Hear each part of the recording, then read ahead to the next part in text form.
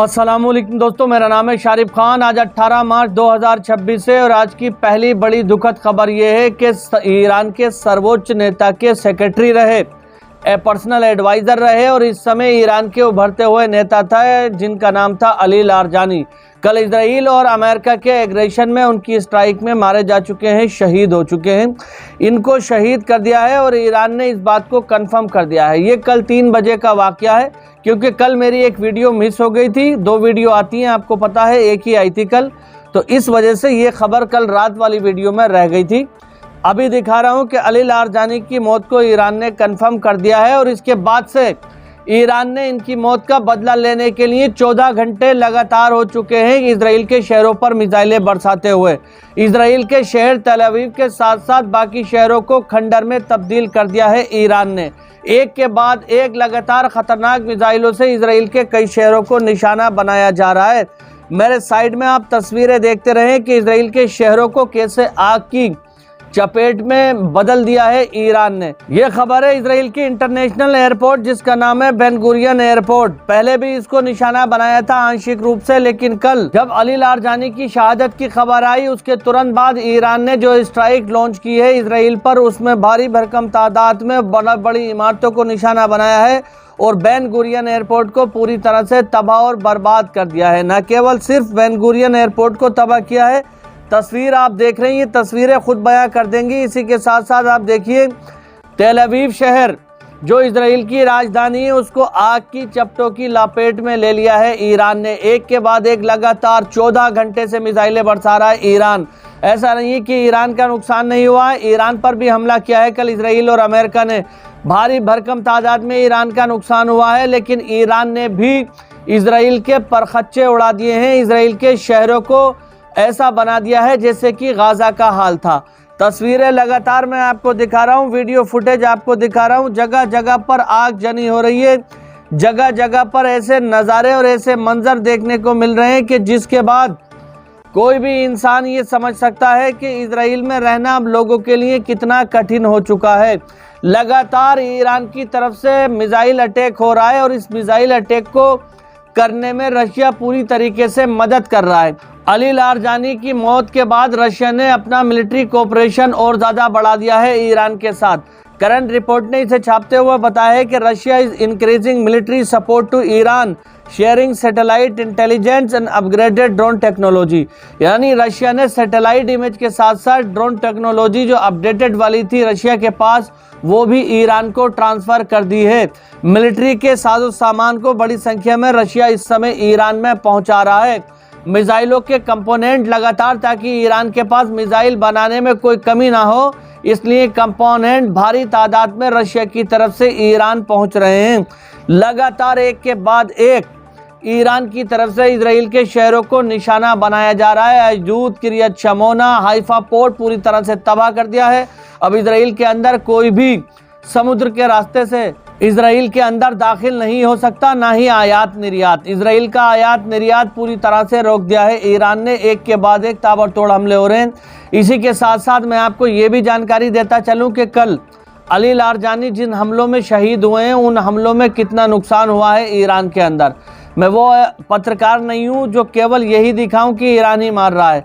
सच्चाई ये है कि इजराइल और अमेरिका की तरफ से भी ईरान के ऊपर भारी भरकम हमले किए जा रहे हैं, जिसमें ईरान के कई सारे शहर तबाही की तरफ चले गए हैं। ये खबर आप देखिए, इरना न्यूज़ एजेंसी जो ईरान की ही बहुत बड़ा मीडिया हाउस है, उसने खबर दिखाई है। US Israeli attack damage 153 medical center in Tehran. यानी कि ईरान की राजधानी तेहरान में 153 जो मेडिकल सेंटर थे उनको निशाना बनाया है इजराइल और अमेरिका ने। कल के साथ साथ बीते 19 दिन के अंदर, आज इस युद्ध को शुरू हुए 19 दिन हो चुके हैं और इन दिनों में 153 मेडिकल सेंटर को निशाना बनाया है। इसमें अस्पताल भी शामिल है और मेडिकल शामिल है और जो स्वास्थ्य की तमाम सेवाएं देने वाली जो संस्थाएं होती हैं वो सब शामिल हैं। तो लगातार इंफ्रास्ट्रक्चर के साथ साथ स्वास्थ्य की संस्थाओं को भी इजराइल और अमेरिका निशाना बना रहे हैं। इसी के साथ साथ आप देखिए, इरना न्यूज़ एजेंसी ने ही बताया है कि अब तक 56 मस्जिदों को निशाना बनाया जा चुका है इजराइल की तरफ से। तो इजराइल और अमेरिका ईरान की उन जगहों को टारगेट कर रहे हैं जहां पर ज़्यादा से ज़्यादा लोग उपस्थित रहते हैं। आप लोग जानते हैं कि ईरान ऐसा नहीं करता। ईरान आम लोगों को नहीं मारता है, लेकिन इजराइल और अमेरिका की तरफ से जो हमले होते हैं वो रिहाइश के एरियो पर होते हैं। इसी के साथ साथ आपको बता दूं कि ईरान ने इन्हीं सारे हमलों का बदला लेने के लिए जो हमले शुरू किए हैं, उन हमलों में कल से लेकर आज यानी 18 मार्च तक बड़ी तबाही मचाई है। देखिए, मिडिल ईस्ट ऑब्जर्वर ने दिखाया है कि हिब्रू मीडिया के अंदर ये रिपोर्ट चल रही है, 15 different impact from cluster munition in Tel Aviv, यानी इसराइल की राजधानी तेल अवीव में 15 अलग अलग जगहों पर मिसाइलों ने हमला किया है। खतरनाक क्लस्टर वॉरहेड लेकर के गई थी और जिनका इम्पैक्ट 80 स्थानों को निशाना बनाना था, यानी एक एक मिसाइल ने 80 जगहों को निशाना बनाया है। तस्वीर आप देखिए, लोग कैसे अफरा तफरी यहाँ पर मची हुई है, अपने घरों से निकलकर बाहर को जा रहे हैं, एम्बुलेंस आ रही है तमाम। दूसरी तस्वीर के अंदर आप देखिए, पूरा इंफ्रास्ट्रक्चर ढा गया है, सब कुछ खाली कर दिया गया है, धुएं के गुब्बार शहरों के बीच से आ रहे हैं। 15 अलग अलग जगहों पर 15 अलग अलग लोकेशंस की ये वीडियो है जो मैं इस समय आपको दिखा रहा हूं। और इसी के साथ साथ मैं आपको बता दूं कि ये जो वीडियो फुटेज मैं आपको दिखा रहा हूं, ये यूट्यूब गाइडलाइन के हिसाब से दिखा रहा हूं। ऐसी और मेरे पास वीडियो फुटेज निकल के आई है जिसमें तमाम खून खराबे की वीडियो है। एम्बुलेंस लोगों को लेकर वहां से जा रही है, लोगों की लाशों को निकाला जा रहा है इसराइल से। इस तरह की वीडियो हमारे पास अवेलेबल हैं, तो लेकिन मैं यहाँ पर क्योंकि दिखा नहीं सकता, आप लोग जानते हैं कि यूट्यूब की गाइडलाइन होती है, इसलिए ये जो साधारण वीडियो है मैं आपको दिखा रहा हूँ। लेकिन इन तस्वीरों को देखकर भी आप ये अंदाज़ा लगा सकते हैं कि इसराइल के शहर तेल अवीव का और इसी के साथ साथ बाकी शहरों का क्या हाल हो चुका है। आप मुझे ये बताइए कि एम्बुलेंस की लंबी लंबी लाइनें लगी हुई हैं, लगातार हड़बड़ाहट में लोग स्ट्रेचर पर डाल के लोगों को लेकर आ रहे हैं। कुछ घायल हैं, कुछ मारे जा चुके हैं, तो क्या उनकी खबर, उनके सटीक आंकड़े इजराइल नहीं दे रहा है। इजरायली मीडिया अपने देशवासियों को बताने की कोशिश कर रही है, लेकिन इजरायली सरकार उनको रोक रही है।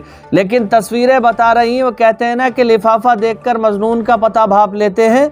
ये लिफाफा देखकर, ये वीडियो देखकर आप भाप सकते हैं, आप ये अंदाज़ा लगा सकते हैं कि बीते 24 घंटे के अंदर ईरान ने भारी भरकम तबाही इजराइल के अंदर मचा दी है। लगातार एक के बाद एक हमला हो रहा है। और इसी के साथ साथ आपको बता दूं, जब से दुबई ने यह कहा है कि हम अमेरिका के साथ इस जंग में अपना एयर स्पेस इस्तेमाल कर सकते हैं और अमेरिका को हम पूरी सहायता प्रदान कर सकते हैं, तब से ईरान की तरफ से दुबई को निशाना बनाया गया है। आप देख सकते हैं साइड में ये खबर मेगाट्रॉन ने छापते हुए तमाम चीज़ें दिखाई हैं। और इसी के साथ साथ ये वीडियो देखिए, इस वीडियो के अंदर दुबई के आसमान को पूरी तरह से रंग दिया है ईरान ने। लगातार भारी भरकम मिसाइल की एक वेव आ रही है, जिनको रोकने के लिए दुबई के अंदर लगे अमेरिका के एयर डिफेंस सिस्टम से 1-2 मिसाइलें लॉन्च की जाती हैं जो पूरा टारगेट को हिट भी नहीं कर पाती हैं, और पूरा एक समंदर की तरह, एक बारिश की तरह मिसाइलें आती हैं जो दुबई के अंदर आकर के बड़ा धमाका करती हैं और जिस जगहों को निशाना बनाती हैं पूरी तरह से तहस नहस करके रख देती हैं। तो कल से ईरान के अंदर गुस्सा और ज़्यादा भड़क चुका है। ईरान की तरफ से जो हमले किए जा रहे हैं, न केवल सिर्फ और सिर्फ इजराइल पर, बाकी पड़ोसी मुल्कों पर भी किए जा रहे हैं, क्योंकि कल ईरान ने एक और सर्वोच्च नेता को खो दिया है। आपको बता दूं, ऐसा नहीं है कि उनकी अली लारजानी की मौत के बाद ईरान के अंदर कोई बदलाव आया हो। उनके स्थान पर जो नए यंग लीडर हैं वो आ चुके हैं और उन्होंने पूरी तरह से कमान को संभाल लिया है। और लगातार जो हमले बरकरार थे वो ऐसे के ऐसे ही। अली लारजानी की मौत तो हो गई है कल के हमलों में, लेकिन जो उनका एक बड़ा प्लान था सरकार को गिराने का, उनको तहस नहस करने का, वो पूरी तरह से फेल हो चुका है। और लगातार ईरान अपनी पूरी ताकत के साथ लड़ रहा है और हमले कर रहा है। एक और खबर आप मेरे साइड में देख सकते हैं कि चाइना लाइव चैनल ने इसको दिखाया है। इस खबर के अंदर ये लिखा गया है और इसी के साथ साथ में वीडियो फुटेज भी दिखाई गई है जो आगे आपको दिखाऊंगा। इन्होंने कहा है कि ये बात मैटर नहीं करती कि इजराइल की तरफ से ईरान की कितनी मिसाइलों को रोका गया, बात ये मैटर करती है कि जिन शहरों को निशाना बनाया है वहां पर अलग अलग जगहों पर बॉडी पार्ट्स बिखरे हुए हैं, जिनको साफ तौर पर वीडियो के अंदर देखा गया है। बेंजामिन नेतन्याहू है साइंड इजराइल डेथ सर्टिफिकेट, मतलब इजरायली प्रधानमंत्री ने, बेंजामिन नेतन्याहू ने इजराइल के लोगों की मृत्यु पर साइन कर दिए हैं इस जंग को शुरू करके। हालांकि आपको बता दूं कि ईरान आम लोगों को मारने के पक्ष में बिल्कुल भी नहीं है, लेकिन जब हमले इतने इंटेंस हो रहे हैं, क्योंकि इजराइल लगातार ईरान पर हमला कर रहा है, तो उसी का जवाब देते हुए ईरान हमला कर रहा है। तो जब हमले होते हैं, जब बिल्डिंग्स गिरती हैं, तो आप लोग जानते हैं, जाहिर सी बात है कि लोग भी मरते हैं।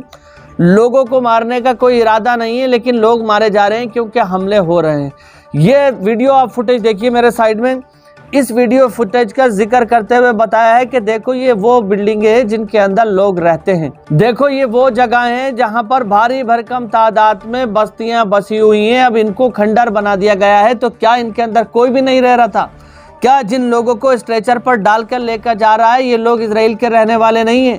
क्या ये इजराइल का शहर तेल अवीव नहीं है? क्या इस वीडियो के अंदर दिखने वाली आर्मी इजराइल की नहीं है?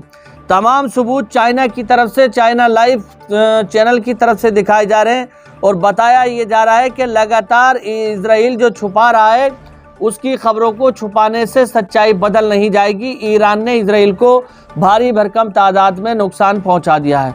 इसी के साथ साथ एक और बड़ी खबर साइड में देखिए, अल जजीरा ने इस खबर को साझा करते हुए बताया है कि अमेरिका का एक और बहुत ही महत्वपूर्ण हिस्सेदार व्यक्ति अपने पद से रिजाइन कर चुका है। साइड में देखिए, Iran posed no imminent threat to our nation and it's clear that we started war due to the pressure of US national counter terrorism centre के डायरेक्टर जो एक केंड ने कहा है कि हमारे लिए ईरान कोई खतरा नहीं था, ईरान ने अमेरिका के ऊपर कोई हमला नहीं किया।